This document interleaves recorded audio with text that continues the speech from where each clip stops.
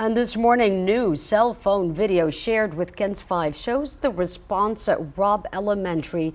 Law enforcement with long guns rushing by a parent. That parent is the father of a third grader who was inside, and he says he got to the scene around 11:50 that Tuesday morning and started recording. Meanwhile, State Senator Roland Gutierrez revealing new information about the 911 calls coming in. Those calls even coming from children inside Robb Elementary pleading for help. Gutierrez says the officer in charge, School Police Chief Pete Arredondo, did not have a direct line to 911 dispatchers at the time. What we do know is that the 911 calls were not being communicated to the so-called incident commander, Officer Arredondo. They were being communicated to a Uvalde police officer.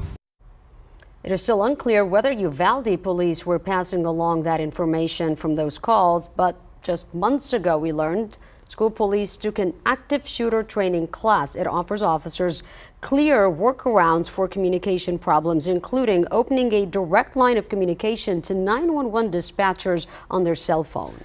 UCISD PD Chief Pete Arredondo, in charge last Tuesday, has taken this course at least twice in the last 2 years. He still has not explained what he knew or what he did. Gutierrez says this is all part of a larger problem in rural Texas because there is not a uniform system of communications. Now, the father who gave us that cell phone video that we just saw from the day of the shooting told us, regardless of communication issues, there were plenty of officers there at the time who should have known children were inside, and he wants someone to be held accountable.